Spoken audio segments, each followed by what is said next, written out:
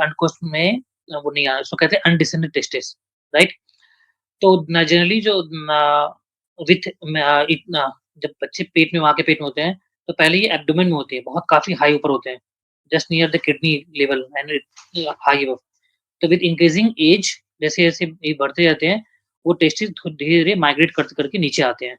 तो ऑब्वियसली जो बच्चे प्रीमैच्योर होंगे, उसमें ये देखा गया कि भई वो पहले पैदा हो गई, तो उसकी टेस्टिस पहले ही अरेस्ट हो गई, वहीं पे पहले जाके रुक गई। तो उसमें generally although it's much more common in preterm baby जो कि पहले पैदा होता है, but sometimes can be seen in term baby also, जो मतलब टाइम से पैदा होते हैं। इसमें बस ये था इसका कॉजेज़ ऐसा ना मोस्ट जो बहुत सारे जो पीरियाडिक सर्जरी की बीमारी जो होती है ना, these are most of them are congenital, जन्मजात प्रॉब्लम होती है और उसमें कॉजेज़ जनरली इसमें कोई खास कोई कारण नहीं होता है। इसके बस थ्योरीज़ होते हैं, इसके कुछ चलती है कि हाँ, ये इसकी वजह हो सकती है, ये इसकी वजह हो सकती है, बट श्योर शॉट कोई कॉजेज़ नहीं होती इन सब के। आप किसी के पास जाएँगे तो डॉक्टर के पास में एक पीडियाट्रिक सर्जन जो भी है, तो first 6 months of the baby आप वेट कर सकते हैं। क्योंकि जो कहते हैं कि ये जब टेस्टिस नीचे आनी होती है तो आ जाती है, but first 6 months of the life में कुछ टेस्टिस और भी मूवमेंट करती है, वो नीचे आती हैं। Although not much 10% of the cases ऐसे देखा गया आ जाती है। तो इसलिए और ऊपर से हम इसको जल्दी ऑपरेट भी करना नहीं चाहते हैं, first 6 month because of the risk of anaesthesia also. तो फर्स्ट में 6 मंथ तक हम वेट कर सकते हैं अगर वो टेस्टिस नहीं आई तो।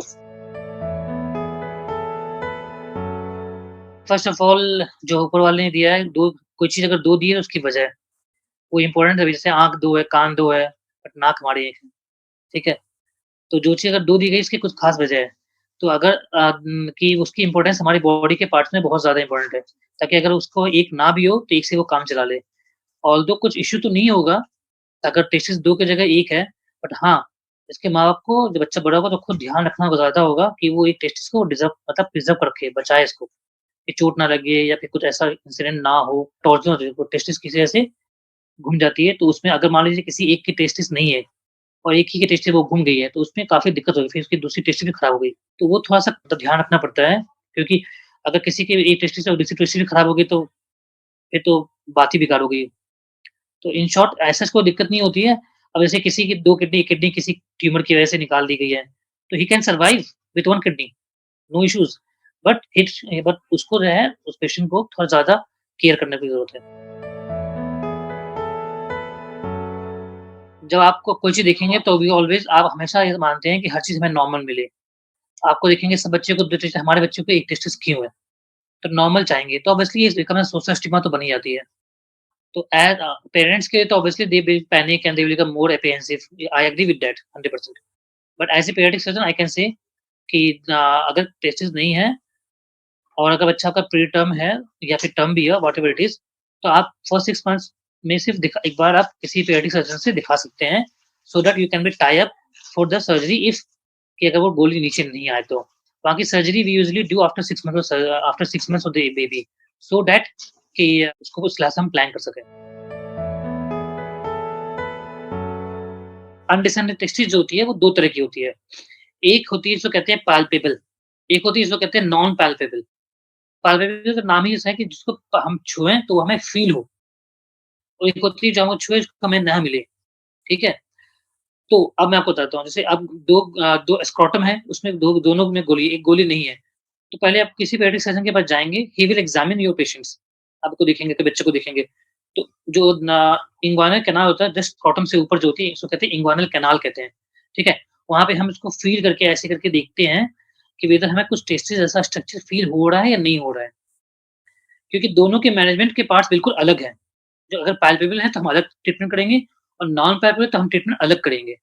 अगर मान लीजिए सपोज़ थोड़ी देर के लिए कि ये कोई बच्चा मेरे पास आया और ये पैल्पेबल है। एज़ सच अल्ट्रासाउंड की ज़रूरत नहीं होती है।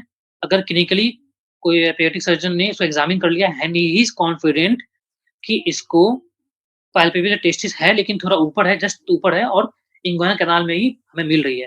तो अल्ट्रासाउंड कराने की ज़रूरत नहीं है। अगर उसके साथ में उसको हर्निया है या कुछ और है, हाइड्रोसील या व्हाटएवर इट इज़, तो फिर हम करा सकते हैं ultrasound. As such it depends upon surgeon to surgeon anyways.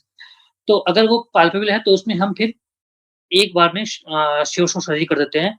एक इंसिजन देते हैं जहाँ पे होती है और उसको एक नीचे छोटा-सा इंसिजन देते हैं स्क्रोटम पे, फिर इसको हम नीचे खींच के ले आते हैं, उसको फिक्स कर देते हैं। ओपन सर्जरी होती है, छोटी सी से इतनी लगती है। अब मान लीजिए टेस्टिस जो हमें फ़ील नहीं हुई इंग्वाना कैनाल में, तो इसका मतलब बहुत सारे मतलब एक मतलब ये हो सकता है कि टेस्टिस या तो पेट के अंदर काफ़ी क्योंकि हम पेट के फ़ील करके हम टेस्टिस नहीं हटा सकते हैं, या फिर टेस्टिस को है ही नहीं बॉडी में, बनी ही नहीं है, बचपन से बनी ही नहीं है एक सेट की।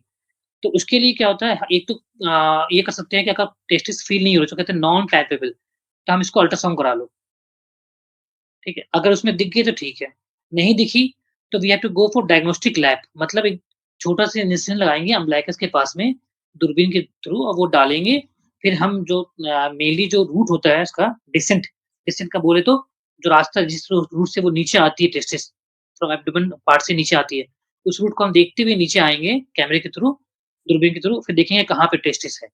और टेस्टिस के साथ में स्ट्रक्चर होती है जो कहते हैं टेस्टिकुलर वेसल्स जो उसकी वेसल्स होती है, एक होती है वास डिफरेंस मतलब रिप्रोडक्शन इस समय काम आती है। तो उसको हम फिर ट्रेस करते हैं कि उसमें डेवलप है या नहीं। फिर एक रिंग होती है इंग्वाना कैनाल में जिसको कहते हैं superficial ring and deep inguinal ring. तो डीप इंग्वाना रिंग अगर वो खुली है या बंद है, क्योंकि अगर बंद है तो इसका मतलब टेस्टिस वहाँ नहीं है, खुली है तो इसका मतलब वो रास्ता पेटेंट है, हम उसमें फिर रास्ता बना सकते हैं।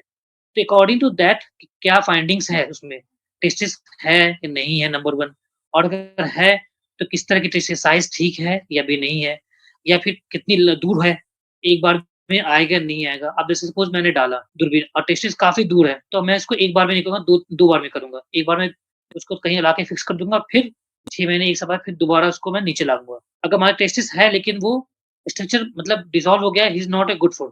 जिसको कहते हैं निब्बन भी कहते हैं निब्बन। तो उसको निकाल देना बेहतर है क्योंकि अदरवाइज़ अगर टेस्टिस ज़्यादा दिन बॉडी के नॉर्मल पार्ट्स में नहीं है, नॉर्मली ये टेस्टिस स्क्रॉटम में होना चाहिए। अगर बॉडी के किसी और पार्ट में रहे, एब्डोमेन में रहे, तो it can cause malignancy cancer cause कर सकती है। तो उसको निकाल दो। अगर टेस्टिस बहुत छोटी है, वायबल नहीं है मतलब उससे कोई इफ़ेक्ट नहीं है तो उसको तब भी निकाल सकते हैं। तो इन नॉन पैल्पेबल जब अगर पैल्पेबल नहीं है तो उसकी थोड़ा ऑपरेशन थोड़ा लंबा हो जाता है, दूरबीन से डालना पड़ता है। अगर पैल्पेबल है तो उसको छोटा सा इंसिजन लगा के ओपन से कर सकते हैं। इन शॉर्ट ये है। अगर टेस्टिस जब मैंने खोला उसमें, सपोज़ पैल्पेबल एक बच्चा है, मैंने खोला टेस्टिस ऑफ गुड साइज़, वास एंड वेसल्स एंड ये सब कुछ नॉर्मल है, मैं इसको नीचे ला दूँगा, कोई इश्यू नहीं होगी। No issue of reproduction in the future planning और कुछ नहीं, नथिंग विल हैपन। पैल्पेबल हो, नॉन पैल्पेबल हो, अगर टेस्टिस ठीक-ठाक है और हमने नीचे ले आए हैं, तो बिल्कुल कर सकते हैं, इसमें ऐसा कुछ नहीं है। अनटिल अनलेस टेस्टिस खराब ना हुई हो, हमने टेस्टिस निकाल दी हो, कभी-कभी बहुत सारे ऐसे भी आते हैं जिसमें टेस्टिस बेकार होती है, उसमें वेसल्स बाहर जिसमें नहीं होती है, बहुत ज़्यादा कभी-कभी बहुत हमारे पास में 7 साल में 8 साल में बच्चे आते हैं, दे कम टू लेट।